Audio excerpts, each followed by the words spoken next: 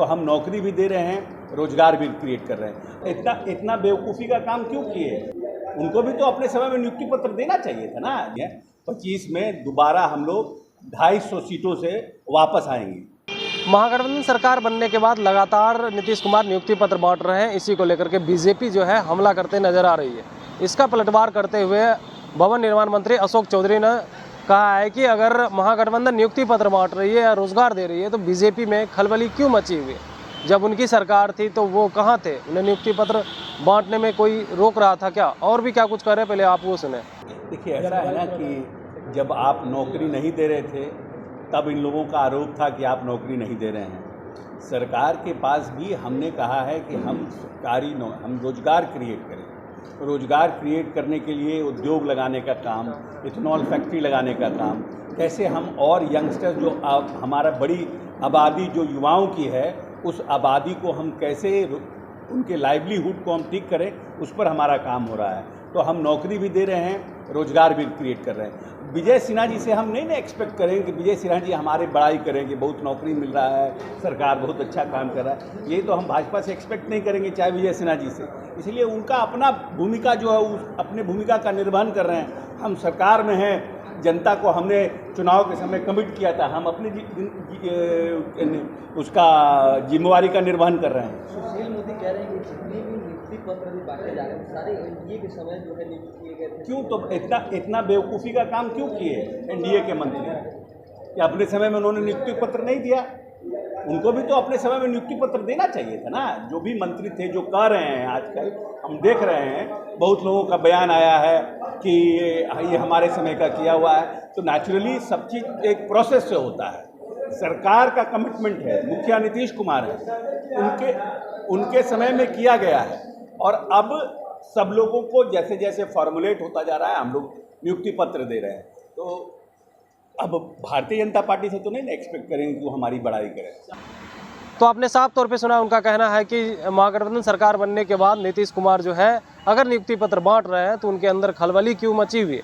शराब और विभिन्न जैसे मुद्दे को लेकर के भी उन्होंने जवाब दिया है।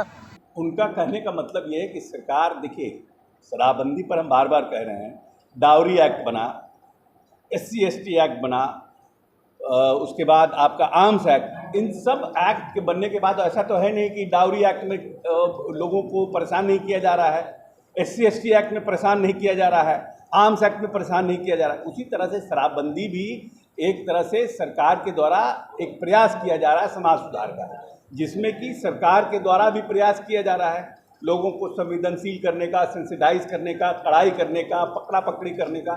उसके साथ साथ समाज के लोगों को भी अपनी भूमिका का निर्वहन करना, ये उनका कहना था। ये तो सही बात है। 25 में दोबारा हम लोग 250 सीटों से वापस आएंगे।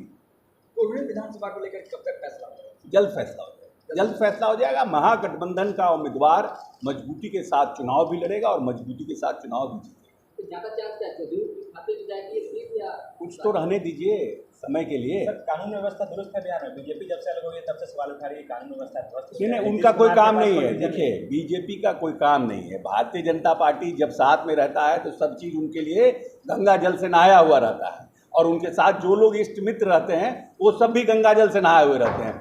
जैसे ही साथ छूटता है सब पापी हो जाता है, गड़क हो जाता है, गंदा हो जाता है, भ्रष्टाचारी हो जाता है, सब कोई जो है स्टेट का लॉ एंड ऑर्डर बिगड़ जाता है। इसलिए ये सब राग जो है भारतीय जनता पार्टी का बहुत लंबे समय से। सर, एक अंतिम सवाल, 3 महीना पहले अगर आप जाएंगे तो यशस्वी मुख्यमंत्री और यशस्वी प्रधानमंत्री, ये बीजेपी के लोग बोलते थे। अब सरकार बनने के बाद अब बीजेपी के किसी भी बड़े नेता का स्टेटमेंट उठाए तो तेजस्वी और लालू सेकेंड होता है, नीतीश कुमार पे इतना अटैक। अभी तो पूछना पड़ेगा भाजपा के लोगों को। नेता जो बड़ा होता है ना, तो अटैक उन्हीं पर किया जाता है ना, कि अगर उन पर अटैक करेंगे तो प्रेस भी लोड लेगा, नीतीश जी पर अटैक करेंगे तो लोगों का भी ध्यान जाएगा। अब अशोक चौधरी पर अटैक करेंगे तो कौन पूछता है उनको कि कौन है, इसीलिए लोग अटैक करते हैं नीतीश कुमार। ठीक है, तो फिलहाल इस खबर में इतना ही। कमलेश कुमार, देशवा न्यूज, पटना। सिर्फ खबर दिखाना देशवा न्यूज का मकसद नहीं, देशवा न्यूज की कोशिश है कि समाज की सूरत बदलनी चाहिए। देशवा न्यूज पर वीडियो देखने के लिए लाइक करें, सब्सक्राइब करें, साथ ही बेल आइकन दबाना न भूलें।